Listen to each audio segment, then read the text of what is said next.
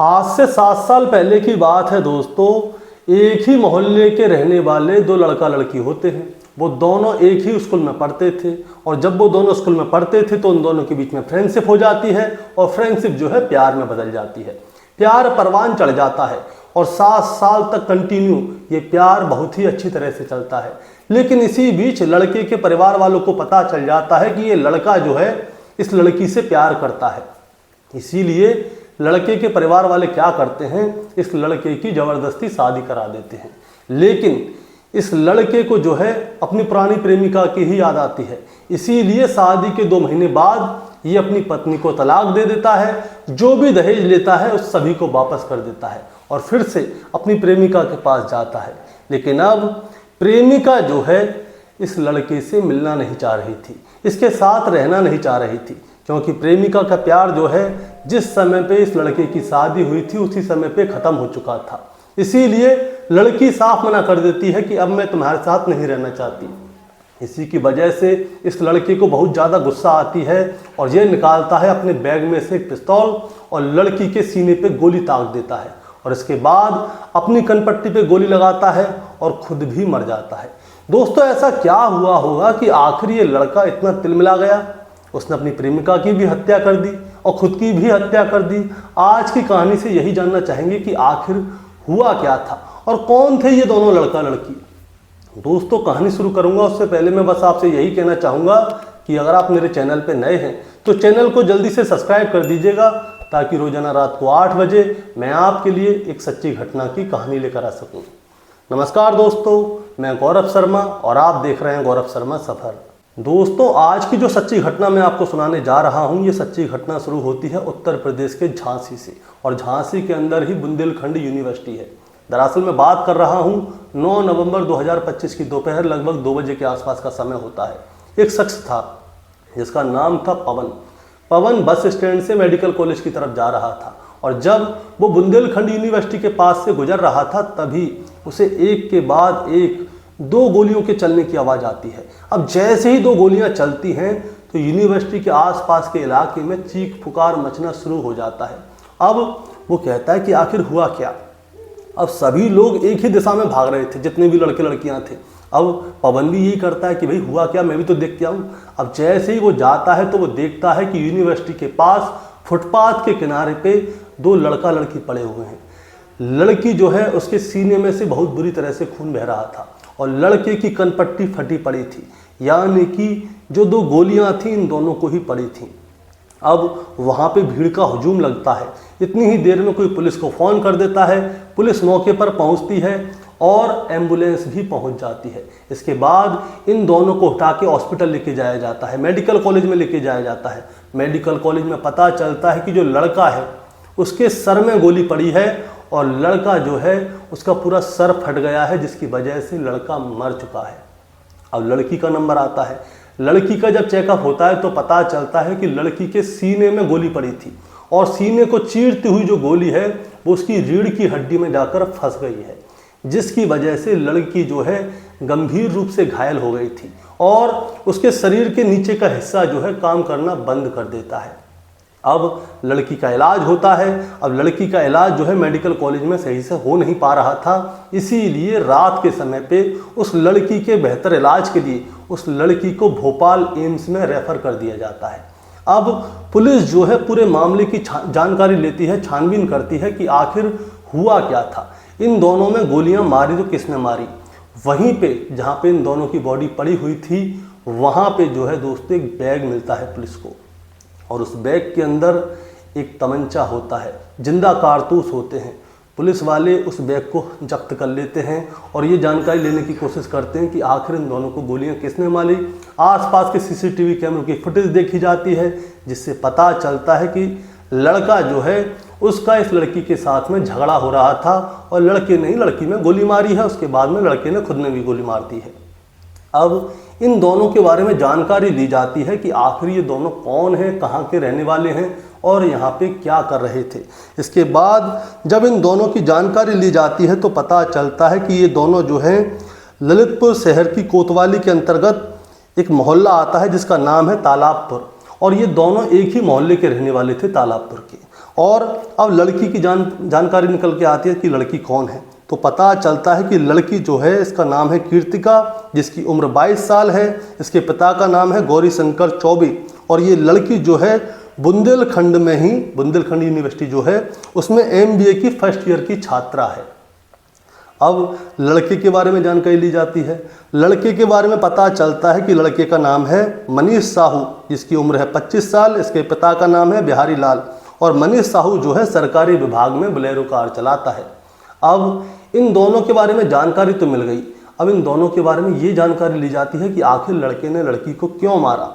अब जब इन दोनों के बारे में जानकारी मिलती है तब जाके एक कहानी निकल के आती है और ये कहानी जाती है आज से 7 साल पीछे, यानी कि साल 2018 में। दरअसल दोस्तों कीर्तिका और मनीष साहू जो है एक ही मोहल्ले के रहने वाले थे। ये दोनों एक ही स्कूल में पढ़े थे और 9 नवंबर 2018 को इन दोनों की दोस्ती हुई थी, यानी कि उसी दिन से इन दोनों की फ्रेंडशिप हुई थी। इसके बाद में इन दोनों के बीच में प्यार मोहब्बत होना शुरू हो जाता है और प्यार मोहब्बत कंटिन्यू चलता है। ये दोनों कसमें वादे खाते हैं कि ये दोनों एक साथ ही जिएंगे, एक साथ ही मरेंगे और शादी भी करेंगे। अब साल गुजरने लगती हैं, 18 से 19, 19 से 20, 20 से 21, 21 से 22, 22 से 23। अब जैसे ही 23 का आखिरी आता है तो जो लड़का है जिसका नाम है मनीष साहू, उसके घर वालों को ये वाली बात पता चल जाती है कि मनीष साहू जो है मोहल्ले की रहने वाली कीर्तिका नाम की लड़की से प्यार करता है और ये दोनों बहुत घूमते फिरते हैं। इसीलिए मनीष साहू के घर वाले क्या करते हैं, मनीष साहू की शादी तय कर देते हैं।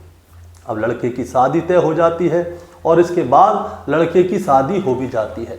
अब जैसे ही लड़के की शादी होती है तो इन दोनों लड़के लड़कियों के बीच में जो है फासला आना शुरू हो जाता है। अब फासला आना शुरू हो जाता है तो जो कीर्तिका है वो मनीष से बिल्कुल अलग हो जाती है, संपर्क खत्म कर देती है। उसके मोबाइल के नंबर को भी ब्लैक लिस्ट में डाल देती है, क्योंकि जिस लड़के से वो प्यार करती थी अब उसकी शादी हो चुकी है। लेकिन शादी के बाद क्या होता है दोस्तों, शादी के बाद मनीष साहू को अपनी प्रेमिका ही याद आती है। वो अपनी पत्नी के पास नहीं जाता। उसे मन ही मन में लगता है कि शायद उसने गलत किया है, जिस लड़की से वो प्यार करता था इसने उसको धोखा दिया है। इसीलिए क्या करता है, ये फैसला करता है कि वो अपनी पत्नी को तलाक दे देगा। इसीलिए वो जो है अपनी पत्नी को तलाक दे भी देता है। उसके घर वाले, परिवार वाले बहुत समझाते हैं लड़के को कि तुम तलाक मत दो, किसी लड़की की वजह से अपनी ज़िंदगी को ख़राब मत करो। लेकिन मनीष साहू मानने के लिए तैयार नहीं था और जब वो अपनी पत्नी को तलाक देता है तो उसे 2.5 लाख रुपए और जो भी घर में सामान लिया था वो सारी चीज़ वापस करनी पड़ती हैं। इसके बाद मनीष साहू की जो है उसकी पत्नी से तलाक हो जाता है। मनीष साहू का उसकी पत्नी से तलाक हो गया, उसके बाद घर वालों से लड़ाई झगड़ा होता था, इसलिए वो अपने घर को भी छोड़ देता है। अब वो क्या करता है, वो कीर्तिका से संपर्क साधने की कोशिश करता है, लेकिन कीर्तिका ने जो है उसका मोबाइल स्विच ऑफ किया हुआ, वो ब्लैक लिस्ट में डाला हुआ था। अब कैसे भी करके कीर्तिका से मिलना चाहता था, लेकिन कीर्तिका उससे मिलती नहीं थी। इसीलिए मनीष साहू को लगता है कि शायद ये जो लड़की है वो किसी और लड़के से प्यार करने लग गई है। अब वो लड़की किसी और से प्यार कैसे कर सकती है, क्योंकि मैं तो उससे प्यार करता हूँ। इसीलिए मनीष साहू क्या करता है, कीर्तिका को जान से मारने की प्लानिंग करता है और वो आए दिन बुंदेलखंड यूनिवर्सिटी के पास घूमता हुआ नजर आता था और दीपावली से पहले ही वो एक तमंचा भी खरीद लेता है, क्योंकि जिस दिन भी उसे मौका मिलेगा वो कीर्तिका को मार देगा। तमंचा रख लेता है अपने पास, जिंदा कारतूस भी खरीदता है और बस इसी मौके की तलाश में रहता है कि वो किस दिन जाके कीर्तिका से मिले। अब दिन गुजरने लगते हैं और तारीख आती है 9 नवंबर 2025। 9 नवंबर 2025 वही तारीख थी जिस दिन मनीष साहू और कीर्तिका इन दोनों की फ्रेंडशिप हुई थी। इसीलिए एक दिन पहले मनीष साहू जो है कीर्तिका को फ़ोन करता है किसी और नंबर से और कीर्तिका से कहता है कि मैं तुमसे मिलना चाहता हूँ। कल 9 नवंबर है जिस दिन हम मिले थे पहली बार और मैं चाहता हूँ कि हम इस दिन को सेलिब्रेट करें। अब इसके बाद क्या होता है, कीर्तिका शुरुआत में तो बहुत ज़्यादा मना करती है, लेकिन इसके बाद वो मिलने के लिए तैयार हो जाती है और तय होता है हेवन रेस्टोरेंट। ये दोनों जो हैं बुंदेलखंड यूनिवर्सिटी के पास ही हेवन रेस्टोरेंट है, वहाँ पे जाके मिलते हैं। खाने पीने की चीज़ का ऑर्डर भी देते हैं। इसी बीच में इन दोनों के बीच में जो है कहासुनी शुरू हो जाती है। मनीष कीर्तिका को समझाने की कोशिश करता है। वो कहता है कि हम दोनों फिर से एक हो सकते हैं, एक साथ रह सकते हैं, लेकिन कीर्तिका उससे साफ साफ मना कर देती है। वो कहती है कि जो कुछ था वो आज तक था, आज के बाद कुछ भी नहीं होगा। लेकिन मनीष मानता नहीं है। अब जब मनीष नहीं मान रहा होता तो कीर्तिका क्या करती है, रेस्टोरेंट में से उठती है और बाहर की ओर जाती है और रेस्टोरेंट से बाहर की ओर चली जाती है। जो ऑर्डर दिया था वो भी उन्होंने कुछ खाया नहीं था, ऑर्डर आ ही नहीं पाया था। उससे पहले ही कीर्तिका रेस्टोरेंट से बाहर जाने लगती है। अब मनीष उसका पीछा करता है, फुटपाथ पे उसे मनाने की कोशिश करता है, लेकिन कीर्तिका उसकी एक नहीं मानती। इसीलिए मनीष क्या करता है, कीर्तिका के बैग को पकड़ के खींचता है।